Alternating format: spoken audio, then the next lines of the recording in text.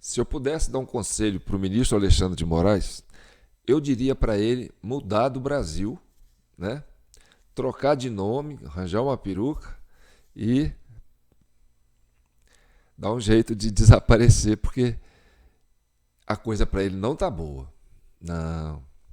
Eu separei um vídeo aqui, eu fiz um recorte da CNN, de um programa de ontem, do William Wacker. Né? O William Wacker gosta muito de puxar essas polêmicas, né? E ele sempre traz pessoas para debater com ele. E eu fiz um recorte especificamente sobre a questão do Alexandre de Moraes, que dá menos de 6 minutos, dá 5 minutos e 50, vale a pena vocês assistirem. Eu fui tirando as gorduras, sabe? Aquela coisa de passar pano, falar, ó, fala o que é e pronto, é isso aí que tem que falar, tá certo? E vou mostrar também depois um áudio que chegou para mim aqui, ó. Deixa eu mostrar para vocês. Esse áudio chegou para mim, eu lembro de eu ter visto esse áudio. Aí você vai lá em propriedade do áudio, né? Que para você entender como é que esse áudio chegou para você. Ele é um arquivo MP3. Ele chegou modificado na quarta-feira, 16 de novembro de 2022. Bem, quarta-feira, 16 de novembro de 2022, foi 16 dias depois das eleições de 2022. Então esse áudio chegou, rodou pelo WhatsApp, chegou para mim. E eu guardei esse áudio. Eu guardei esse áudio porque a partir desse áudio, né, de um menino, para mim é uma voz de menino, né, me despertou, né, uma curiosidade para me avançar numa linha de investigação que fez a gente criar a Comissão Cidadã de Inquérito. 16 de novembro de 2022, nós partimos para isso. Então eu quero dizer para vocês que nos acompanham desde o começo, quando a gente criou a CCI, ou bem antes de criar a CCI, eu quero dizer para vocês que nós nunca abandonamos a nossa linha de investigação, tá certo? Vocês vão ver isso aqui agora. Eu fiquei um tempo aí afastado, né? Eu viajei, eu fui para os Estados Unidos, né? Depois eu fui para a Venezuela. E aí eu fiquei uns 10 dias lá na Venezuela, tá certo? Bancado, né, pelos membros da CCI, que contribuem com o Pix aqui através do JP Notícias. Bem, mas você fez isso mesmo, João? Fiz de forma espiritual, tá certo? De forma virtual. Então nós fizemos várias incursões a nível de vídeo, né, pesquisando, e aí vocês podem ver os vídeos anteriores, como nós trazemos aqui, né, sempre notícias relevantes. As pessoas perguntam assim, João, como é que você conseguiu mostrar que Maduro é colombiano, não é venezuelano, então ele não pode ser presidente da Venezuela? Falei, bem, aqui é a CCI, Comissão Cidadã de Inquérito. O que a gente apura aqui, apura no mundo inteiro, entendeu? Então, mas isso não está sendo notícia aqui, senhor Antônio, só você que fala isso. Quer dizer, no Brasil, só você que fala isso. O problema é a CCI, né? Tem muita coisa que só a gente é que fala aqui. Bem, mas quem conhece a CCI e acompanha, os membros da CCI, entendem do que nós estamos falando, tá certo? Então, antes de soltar o vídeo, eu quero dizer para vocês que hoje é 15 de agosto. É o meu aniversário. Eu vou encher de parabéns pro João. Tá bom, pode encher. É bom que dá, né? Potencializa o vídeo. Mas antes disso, eu quero dizer que hoje também é feriado em São João del Rei. Porque aqui é dia de Nossa Senhora da Glória. João, por isso que você é devoto Nossa Senhora da Glória. Nossa Senhora, né? Está sempre falando de Nossa Senhora. Você nasceu no dia que Nossa Senhora subiu aos céus, segundo, né, os dogmas católicos. Sim, eu nasci no dia da Nossa Senhora da Glória. Tá certo? Bem, então vamos ao que interessa. Este é o vídeo 339 da CCI, Comissão Cidadã de Inquérito. Eu sou João Paulo Guimarães, falando direto de São João del Rei, capital brasileira da liberdade. E o Alexandre de Moraes realmente está em apuro. Porque, olha, essa incursão que eu fiz na Venezuela trouxe um aprendizado assim, muito interessante. Porque o que a gente vive aqui, eu sempre falei para vocês, o que acontecer na Venezuela vai acontecer aqui. E o primeiro vídeo que eu falei sobre as eleições da Venezuela, eu coloquei 28 de agosto Não, 28 de agosto, não, 28 de julho, o dia D da ditadura venezuelana. O dia D. Quer dizer, é o dia mais importante, mais emblemático. Isso é uma notícia que está impactando toda a América Latina, tá certo? Bem, e aonde que chega a questão do Alexandre de Moraes nisso tudo, João? Bem, preste atenção. Eu tenho dito, né, depois que eu fiz essas viagens lá para a Venezuela e consegui, né, entender bem o processo lá, bem, o que aconteceu nas eleições da Venezuela, o que a oposição fez na eleição da Venezuela, não foi para pegar o Maduro, não foi para atingir o Maduro, nem para tirar o Maduro. Entendeu? O alvo da oposição foi o CNE, Conselho Nacional Eleitoral da Venezuela. Mas, João, por que foi o alvo do CNE? Bem, preste atenção. Esse menino postou um áudio aqui para mim, mandou um áudio pela internet para todo mundo, em novembro de 2022, tá certo? Aí, 23, 24, já estamos quase 2 anos desse vídeo rolando, entendeu? E eu me despertei para esse áudio desse menino, tá certo? E a partir desse áudio, nós começamos a cavucar para encontrar o segredo, o grande segredo que precisava ser escondido da população brasileira. E ser escondido da população venezuelana e do resto do mundo, que justificava falar que o Brasil era uma democracia, que a Venezuela era uma democracia, entendeu? Então, vamos lá. O alvo era o Conselho Nacional Eleitoral. Bem, o pessoal chegou à conclusão de como funciona o esquema, tá certo? O pessoal aprendeu o esquema. Então, o que eles fizeram? Quem é membro da CCI e que acompanha, né? Aliás, eu agradeço todos vocês que sempre contribuíram, né, com a CCI, através de compartilhamento, né, de comentários, de se inscrevendo, contribuindo, porque agora vocês vão entender a importância dessa participação sua, entendeu? Porque a partir de agora vai acontecer muitos movimentos que vão anular todos os processos que era da relatoria do Alexandre de Moraes. Isso aí é ponto passivo, isso aí vai acontecer, pode ter a certeza disso. Vocês vão ver o áudio e vocês vão ver o recorte que eu fiz, tá certo? Então você que sofreu represária, você que teve parente preso, você que teve parente com tornozeleira, isso tudo, fique tranquilo que tudo isso vai virar poeira, entendeu? E depois vocês vão poder recorrer isso aí com o tempo, né, para recuperar isso aí com danos morais, e aí o Estado terá que realmente ressarcir vocês, tá certo? Então isso aí é uma garantia que a CCI está dando para vocês. Isso vai acontecer. Não posso dizer que é agora, que é daqui a um mês, que é até o final do ano. Mas isso vai acontecer, tá certo? Então, o que aconteceu na Venezuela? Bem, sabendo de como funciona o processo das eleições na Venezuela e no Brasil, bem, os americanos procuraram o pessoal do Maduro, o governo do Maduro, e falou assim, olha, promova eleições na Venezuela, e aí nós vamos negociar. Aí fizeram lá o acordo de Barbado, né? Falou assim, a gente vai... O que a Venezuela... O que o pessoal pediu? Tinha 2 sobrinhos do Maduro presos por tráfico de drogas nos Estados Unidos que iam ser liberados.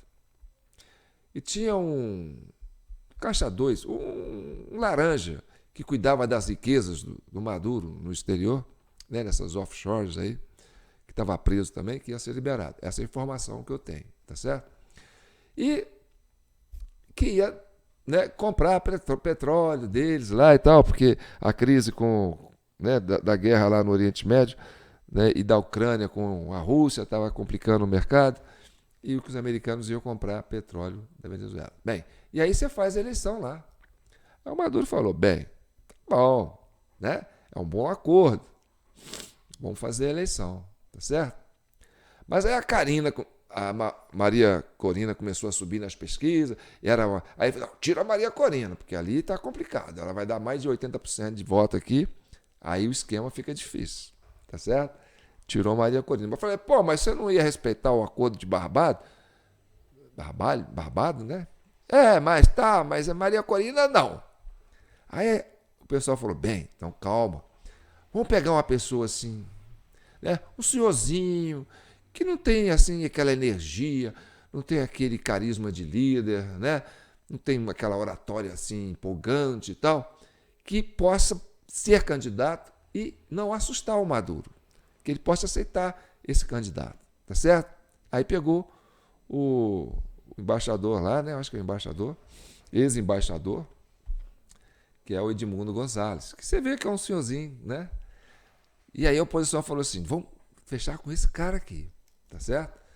E aí o Maduro olhou para ele e falou, não, esse aí dá para enfrentar. Não, esse aí é moleza para mim.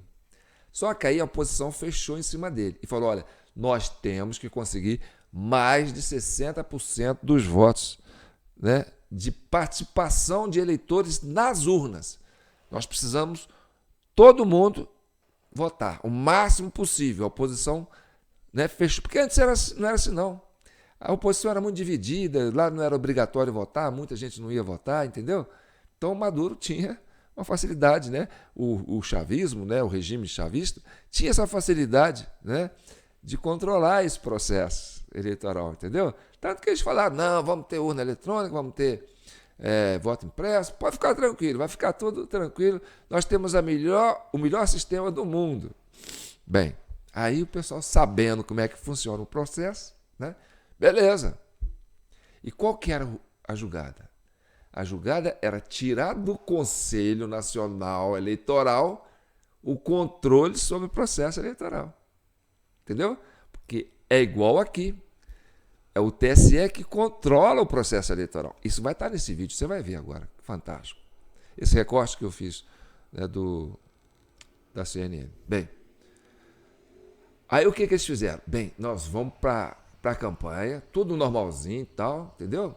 Aí põe a turma para votar, fiscal da oposição de manhã, para a hora que abrir a urna, e no horário de encerramento, fechar e pegar a ata. É claro que teve muitas situações que o Maduro, quer dizer, que o conselho, né, o pessoal do governo lá, dificultou a entrega das atas, não entregaram as atas. Ou seja, a oposição conseguiu 83% das atas. As outras, eles não deixaram, não quiseram dar, não deram. Não vamos dar. Teve até problema com isso, entendeu? Falei, pô, isso que é a ata, por que não? Tem que trazer. Não vou dar ata, não. Aí foi aquilo que o homem foi lá para, né, no dia da eleição, à noite, e foi lá dar vitória para o Maduro com 80% das urnas apuradas. Bem, aí o pessoal fala assim, nós temos as atas de 83%, que está dando uma diferença de 70% contra 30% para Edmundo Gonçalves. Que mesmo que o Maduro tenha os 20% restantes, não ultrapassa, né, a votação do Edmundo Gonçalves, da oposição. E nós temos as atas que foram produzidas e entregues pelo Conselho Nacional Eleitoral. É documento público produzido pelo próprio Conselho. Então não tem como eles falar que são atas falsificadas, que são atas... Entendeu? Não. Tem QR Code, tem tudo. Entendeu? E aí, o pessoal falou... Aí o Conselho Nacional Eleitoral, que controla o processo, sem fazer revisão de nada, sem mostrar as atas, deu a vitória para o Maduro. Aí a oposição falou assim, peraí, mas nós temos as atas, e o resultado não é esse, não. E aí? Não, nós vamos provar que nós ganhamos. Nós temos as atas. E aí? Hoje é dia 15 de agosto e nada de ata. Deu paralisia. Então, foi um tiro certeiro de snipe. Pum! Aonde? No Conselho Nacional Eleitoral da Venezuela. Desmoronou todo um sistema que eles usavam para dizer que era democracia e, na verdade, era manipulado por eles esse tempo todo. Entendeu? E aí isso tornou público para a comunidade internacional. E aí a turma está, e agora? Vocês vão mostrar as atas? Não tem ata para mostrar. E aí, o que acontece? A Folha de São Paulo solta uma bomba sobre Alexandre de Moraes. Quem era Alexandre de Moraes? Presidente do TSE, Tribunal Superior Eleitoral, aqui no Brasil. Controlador. Entendeu? Do mesmo sistema que herdamos da Venezuela. Então, vamos agora ao áudio. Ao áudio não, ao vídeo desse recorte que eu fiz. E se eu precisar interferir aqui, a gente vai fazendo algumas observações. Preste atenção. O ministro do Supremo Tribunal Federal, Alexandre de Moraes, disse hoje que as mensagens reveladas pela Folha de São Paulo, que configurariam o uso indevido do TSE para investigações que ele levava a cabo no STF, não preocupam a ele, Alexandre de Moraes, nem a seu gabinete. Confira na reportagem de Carol Rosito. A reportagem mostrou diálogos e áudios entre o juiz e instrutor de Moraes, Ayrton Vieira, e o então chefe de combate à desinformação no TSE, Eduardo Tagliaferro.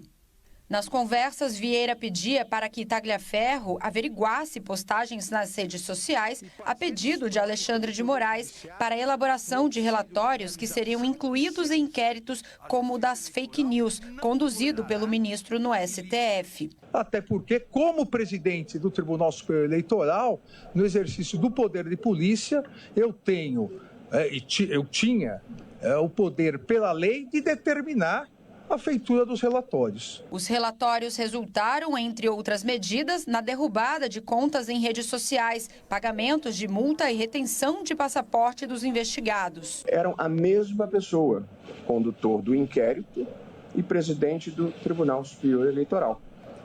No Senado, os parlamentares de oposição querem apresentar um novo pedido de impeachment. Na avaliação deles, é melhor aguardar novas publicações sobre o caso. O próprio jornal informou ter 6 gigabytes de material que embasará uma série de reportagens. Que nós precisamos caminhar pela democracia. Para o PL, a divulgação das conversas reforça a tese de perseguição contra o ex-presidente Jair Bolsonaro. Porque claramente ele tinha um objetivo pré-determinado de atingir, de prejudicar, de condenar o Bolsonaro. Esse inquérito ele surge e é imediatamente questionado por um grupo de partidos políticos e o Supremo, então, se reúne para decidir se o ministro Alexandre de Moraes, então, no Supremo Tribunal Federal, poderia conduzir um inquérito que lhe foi atribuído pelo então presidente do Supremo Tribunal Federal, o ministro Toffoli. Porque a relatoria do ministro Fachin verificava-se, naquele momento, que o Ministério Público estava deixando de cumprir as suas atribuições, a Polícia Federal não realizava as investigações em torno de todas as informações a respeito de crimes contra o Estado Democrático de Direito, e a ABIN, eventualmente, conspirava contra o próprio Estado de Direito. Uma vez que as instâncias de investigação estão deixando de cumprir as suas funções, o ministro Alexandre de Moraes poderá conduzir este inquérito. E que ele também era o presidente do Tribunal Superior Eleitoral, a partir de um determinado momento, que o presidente do tribunal possa exercer a função de poder de polícia. E esse mesmo ministro, dentro do Supremo Tribunal Federal, conduziu um inquérito também bastante peculiar. Então, esta é a situação real que se dava, é importante que isso tenha clareza, né, de que, numa circunstância normal, quando um juiz se depara com uma notícia de crime, o que ele faz? Ele oficia ao Ministério Público. Agora, o Ministério Público era aquele que não estava funcionando, era aquele que estava deixando de cumprir as suas funções. Bem, isso é importante falar. Porque o que aconteceu foi o seguinte: o ministro Alexandre de Moraes era ministro do TSE, era um juiz. Era um juiz e era presidente do TSE. E como presidente do TSE, ele assumiu o quê? Eu assumi uma posição de polícia e agora eu sou investigador, sou Ministério Público, sou promotor, sou testemunha, sou tudo. Bem, aí é que a porca torce o rabo. Porque o Ministério Público, na época, pedia para arquivar. Falou, não, isso não tem fundamento. E ele atropelou o Ministério Público. Ah, que a BIM, sei lá o quê. A BIM, na época, era a BIM paralela, que era dele. Agora você vê, né? O homem assumiu um controle assim, sobre toda a situação para cercar as redes sociais de um segredo que não podia vazar. Que está nesse áudio, desse menino que eu vou colocar no final. Então a função do Alexandre de Moraes era cercar as redes sociais. Ah, eu quero ter fake news. Não. Tem que cercar uma notícia que vai revelar que o Brasil, as instituições do Brasil, sofrem risco, né, de ataque à democracia, não pela oposição. Mas esse segredo é que estava atacando as instituições e a democracia. E que precisava ser preservado pelo Alexandre de Moraes, que quis assumir essa posição, com o apoio de 9 ministros do Supremo. Nós temos um problema lá na Suprema Corte da Venezuela também, para resolver, tá certo? Então, qual que era o segredo? Bem, o Alexandre de Moraes ajudou a tirar o Lula da cadeia e trouxe ele para ser presidente e colocou o Alckmin de vice, numa certeza que eles iam ganhar as eleições. Isso despertou desconfiança em muita gente, tá certo? Então, era preciso esconder da população esse segredo que dava para o Lula e para o Alexandre de Moraes e para o Geraldo Alckmin a certeza de que tiraria o Lula da cadeia e faria dele presidente. Tá certo? Mesmo sem voto. Quer dizer, mesmo sem povo. Certo? Enquanto Bolsonaro tinha aquela multidão apoiando ele. Bem, para fazer isso, ele teve que atropelar o processo legal, o Ministério Público, entendeu? E fez o diabo. E isso tudo agora está vindo à tona. Por que vai vir à tona? Porque o Lula reuniu com o Biden. O Biden desistiu de ser candidato, porque já está para lá de Bagdá. Então, vai perder o poder nos Estados Unidos. E o Biden falou para ele assim, para o Lula assim, né? Isso aqui eu estou, né, espiritualizando a ideia. E aí, ô Lula, e lá no Maduro, o que a gente faz com a Venezuela? O pessoal lá não quer entregar as atas. Aí o Lula, não, tem que ver, né? Não podemos fazer nada, tem que respeitar, é o Maduro, é Venezuela, é meu amigo, né? É meu companheiro. Né? A gente aqui é unha e carne, peraí, não é assim não, calma lá e tal. Mas, ô Lula, por favor, nós temos as provas, vou tentar falar igual o americano falando português, nós temos as provas com as atas oficiais do Conselho Nacional Eleitoral que garantiu que a oposição ganhou com 70% de vantagem. Não, peraí, não é assim não. Né? Vamos cobrar as atas do presidente lá, uai. Maduro tem que mostrar as atas e nada de ata. Por quê? Porque deu pane. É o segredo que não podia ser revelado. Entendeu? Mas que os Estados Unidos já sabia desse segredo. E aí os americanos falam assim, ó, você tem um prazo para tomar partido. Ou você vai ficar do lado do Maduro, ou você vai ficar do nosso lado. Do lado, certo, que é o lado da democracia. Porque os Estados Unidos estão cobrando o cumprimento da democracia. Teve uma eleição, né? A comunidade venezuelana compareceu no sufrágio universal, deu seu veredito e na hora de dar o título do ganhador, deu para o que perdeu. Uai, isso aí não é democracia. E aí, Lula, você vai trabalhar a favor da gente, junto com a gente, a favor da democracia, ou vai trabalhar contra a democracia? De que lado você está? Aí foi empurrando com a barriga, junto com o México, junto com a Colômbia, né? O México já pulou fora. Está com outro problema já para resolver. Bem, e aí o Brasil ficou nessa. Venceu o prazo para o Maduro, venceu o prazo para o governo Brasil. Então agora vocês se abraçam. Vocês se abraçam. Porque agora nós vamos botar para quebrar lá e aqui no Brasil. E o alvo é o TSE do Brasil. E quem que é o homem do TSE, que está cheio de problemas? Alexandre de Moraes.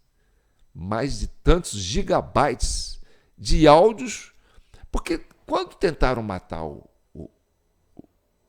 Trump lá, depois do atentado, teve um pane geral na internet, né?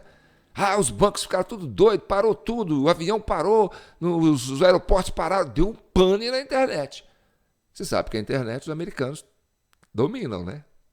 Pois é. O que eles fizeram? Sugaram tudo.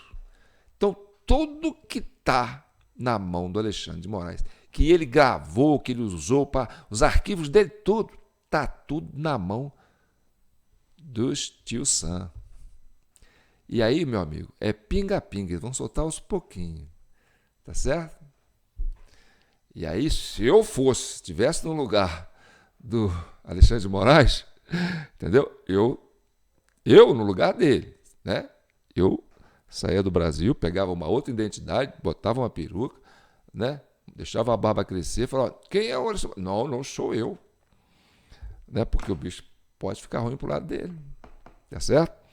Então essa é uma expectativa que nós estamos prevendo a partir dessa incursão que eu fiz, né, pelos Estados Unidos e pela Venezuela, né, bancado pelo pessoal da Comissão Cidadã de Inquérito. Por isso eu agradeço a contribuição que vocês dão aqui, com o Pix JP Notícias, que me dá essa tranquilidade para poder trabalhar, entendeu? Fazer essas pesquisas e trazer isso para vocês. E agradecer a vocês pelo compartilhamento, porque isso vai para outros lugares, não fica só no Brasil. Isso pinga, cai em tudo quanto é lugar, tá certo? Então, é possível que vocês contribuíram muito a favor da paz na Venezuela, da paz no Brasil e a favor da democracia verdadeira, né? Não é essa pseudodemocracia sustentada, né, com essa arbitrariedade, confiscando do cidadão, né, do eleitor, o poder de gerir, né, as suas eleições. Bem, agora vamos mostrar o áudio. Esse áudio aqui, do menino, né, que eu considero o herói anônimo dessa história, né, que foi o pontapé inicial que despertou a gente para esse problema, tá certo? Deixa eu ver se eu pego o áudio aqui, já era para ele estar aqui no ponto, mas vamos lá. Áudio, deixa eu procurar ele aqui, rapidinho, gente, vai rapidinho. Oi, não, tá aqui embaixo, download, áudio, tá aqui, vamos soltar esse áudio aqui, tá bom? Então, vamos ouvir o áudio do herói anônimo, tá certo? Que despertou, e eu vou dizer por que despertou e como é que a gente trabalhou a partir desse áudio.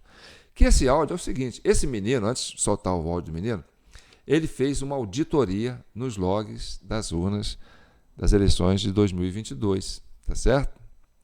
Porque esses arquivos de logs, que a gente vem falando isso há muito tempo, mas ele hackeou, ele é pirata. Não. O próprio TSE disponibiliza, tem um áudio do Barroso falando, né, quando ele era ministro do TSE, que esses arquivos, né, que ele diz que é a caixa preta da urna eletrônica, ele fica disponível para os partidos políticos, né, para quem quiser fiscalizar. E aquele que se propõe a fiscalizar, vai lá no site, baixa os arquivos e trabalha nele. Esse menino fez isso. E o áudio dele é bem interessante. Vamos ouvir o áudio dele.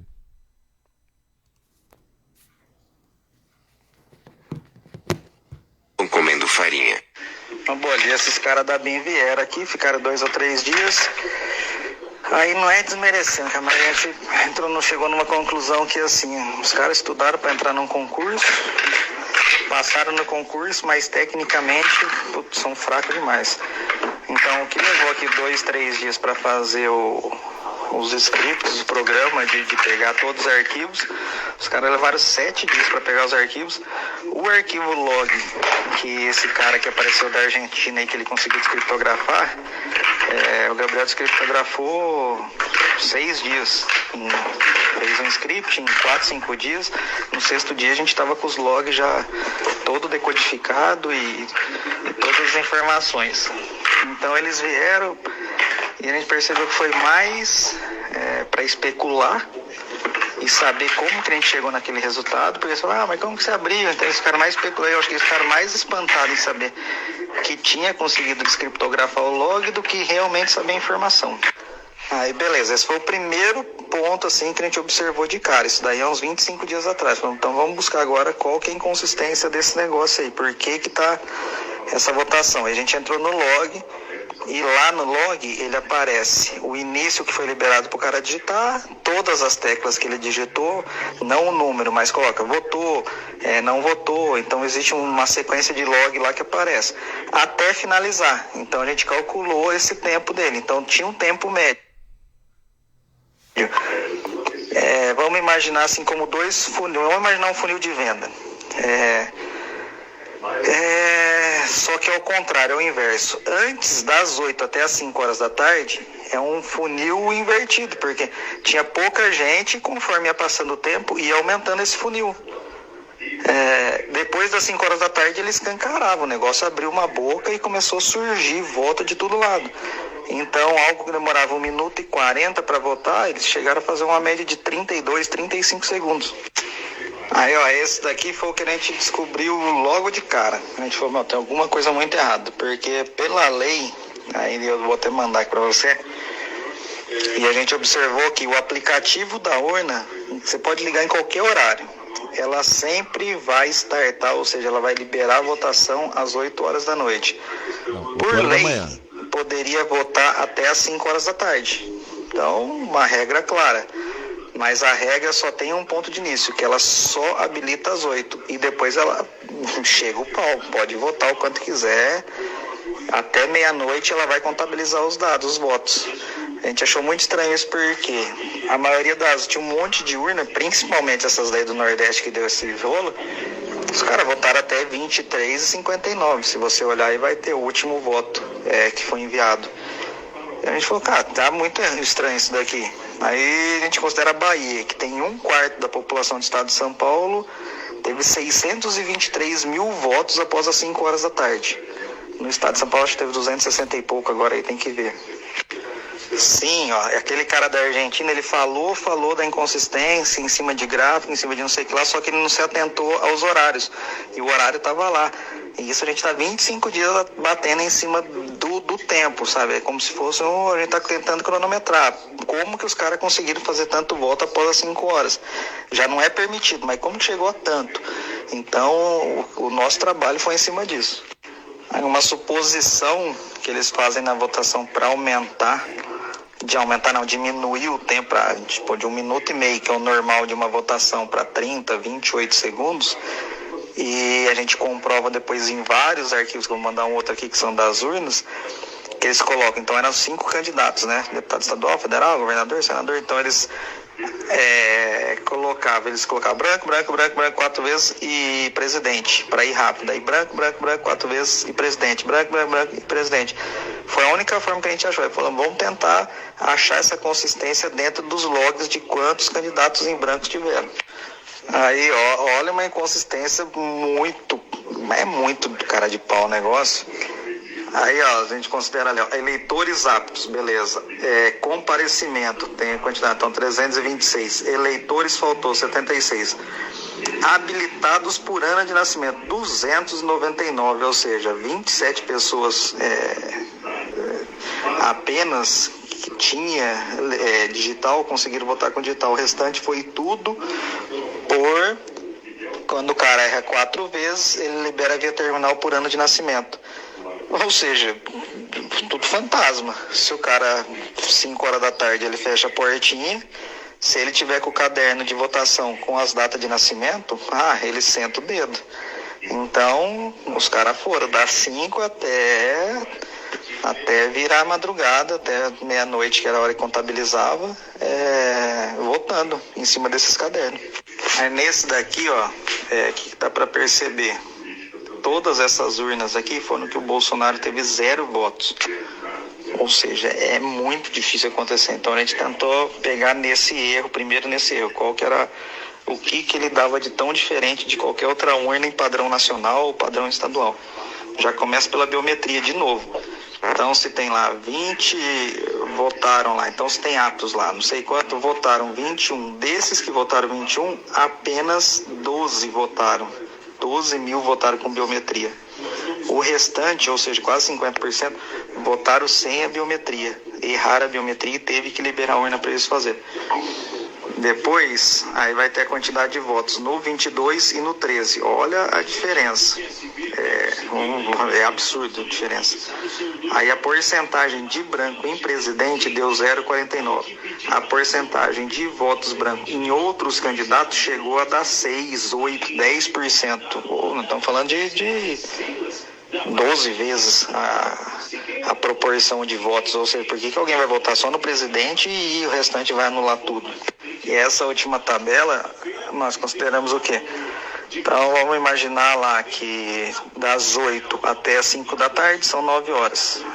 Houve alguns erros e o pessoal deixou mais 1 hora a urna ligada. Então, beleza, então estamos considerando até 6 horas da tarde.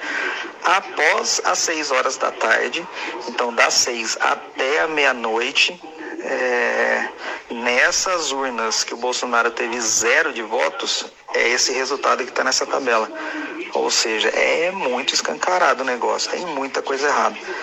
E, putz, no segundo turno, se tivesse pegado, acho que são mais de 200, 300 urnas, tivesse pegado 5 urnas dessas, tivesse colocado uma câmera, ou tivesse deixado um fiscal, alguém lá, sei lá, alguma coisa para ver como que funcionava essa liberação que eles fazem após as 6 horas da tarde, às 5 horas, ia matar o negócio, porque isso é sistêmico, tá em todos, tá no Brasil inteiro. Aí é via sistema? Eu e o Gabriel, nós achamos que não é via sistema, nós achamos que o sistema em si, ele pode ser, naquela 2010, na unidade 2010, 2011, nas anteriores, pode ter que ainda tem alguma coisa errada. Mas o que a gente acha? Que o processo é muito falho, existe muita falha de processo humano onde eles podem alterar o resultado. E aí, considerando só no Nordeste, deu 2.300.000 votos a mais após as 6 horas da tarde, né? Nem às 5. Ou seja, uma lavada de voto. Quite, seu app de vídeos curtos. Eu nem tenho esse Quite aí, eu fico chateado porque eu tenho que acabar botando o Quite. Eu não queria ficar dando crédito, mas tudo bem. Então, baseado nesse depoimento desse menino, eu fiquei, vou atrás. Baixei o manual do mesário, falei assim, eu vou estudar esse negócio a rodo, né? Aí eu vi aqui na página, numa página aqui, ó, quem tem o relatório sabe disso, né? Ó, registro de mesários e mesárias, aí fala, no item 2 aqui, ó, fala assim, ó, no terminal do mesário deve-se digitar o número do título da mesária ou do mesário presente e apertar a tecla confirma. 2. Posicionar no sensor o dedo polegar ou indicador da mesária ou do mesário que está sendo registrado. Pronto. Aí vai, confirma e tal, entendeu? Aí, o que aconteceu? O mesário digita e registra a digital dele no programa lá, entendeu? Aí o que acontece? Ele fica habilitado para usar a digital dele para abrir para qualquer um. E aí eu ficava no pé do Alexandre de Moraes aqui, né? Pergunta para o Alexandre de Moraes por que o mesário pode fazer isso? Pode abrir a urna para qualquer eleitor votar e para até ele mesmo votar e tal, né? Eu mandava até o porteiro perguntar, o assessorista de elevador perguntar, até que alguém perguntou para ele. Aí ele falou, bem, mas isso aí não é culpa da urna, é culpa do mesário. É culpa da pessoa. Bem, dá para esconder, né? Mentira, tem perna curta. E aí tem aqui na página 17, ó, biometria não reconhecida após a última tentativa. Aí tem aqui depois no item 3, aqui, ó, no parágrafo 3, se o ano informado corresponder àquele cadastrado na urna, o presidente posiciona o próprio dedo polegar ou indicador no sensor biométrico para testar o procedimento. Quer dizer, é um mesário. Aí fechou a urna, quer dizer, fechou a sessão eleitoral, não tem fiscal. Aí o que o pessoal fez? Ficou até meia-noite lá, enfiando o dedo, entendeu? E quem chama isso aí é o Alexandre, quem deu o nome para isso era o próprio ministro do STF, o Gilmar Mendes, mesário pianista. E tem depoimento desses ministros todos falando isso. Eles sabiam desse segredo. Só que a população não podia saber. Estou meio resfriado. E aí foi preciso criar esse inquérito, perdão, gente, da fake news, para cercar essas informações. Porque isso, entendeu? É que ataca a democracia e ataca as nossas instituições. E aí ele fala, vamos, em defesa da democracia, vamos fazer esse inquérito aqui. E aí deu esse pano todo pro Alexandre de Moraes, né? Que sabia disso e tanto que fez a coligação com o Alckmin, porque ele queria botar o Alckmin dentro do poder. Ele falou, vocês agora têm a obrigação de colocar o Alckmin lá. Vocês usaram isso aí várias vezes para derrubar o PSDB, né? Só o Alckmin foi candidato 2 vezes. Das 2 vezes ele levou paulada e na terceira chegou com 4%. Então vocês devem isso para ele. Ah, tá bom, então a gente vai junto. Mas é agora. Agora tem que proteger essa informação. Tanto aqui como lá. Então o alvo na Venezuela não foi o Maduro, foi o Conselho Nacional Eleitoral. Tanto que o pessoal está lá. E aí, Conselho? E o Conselho está paralisado. Entendeu? E agora vem um tiro para o Conselho de cá, que é o TSE. E quem que era o presidente? O Alexandre de Moraes. Quer dizer, o pessoal já, cercou o cara. Então vocês que foram presos aí, que sofreram essas resistências todas, pode ser que esse drama vai acabar em breve. Tá certo? Então eu quero agradecer a todos vocês que fizeram parte dessa história da CCI, tanto que a CCI tornou-se permanente, porque a nossa obrigação é garantir a verdade e a paz social. Né? Unir a população, né? Direita, esquerda, né? Somos todos brasileiros. O que a gente quer é que a democracia prevaleça e que o sistema funcione. Tá certo? Então, essas malandragens, né? Não pode mais continuar. E isso é que cria esse clima de instabilidade, entendeu? Que enfraquece as instituições. Você viu aí os caras falando na CNN, né? Então tá bom. Meu aniversário, né? Querem me dar um presente? Então dê. Compartilhando, curtindo, comentando, se inscrevendo no canal e se quiser sobrar uma beiradinha aí para dar um pix para nós vamos ficar muito agradecidos, tá bom? Fiquem com Deus. E hoje é o dia da Nossa Senhora da Glória, que ela continue com aquele seu manto, né? Protegendo e cobrindo toda a América Latina, todas as famílias da América Latina. Somos todos um povo só. É um novo mundo, um mundo das oportunidades. Um abraço.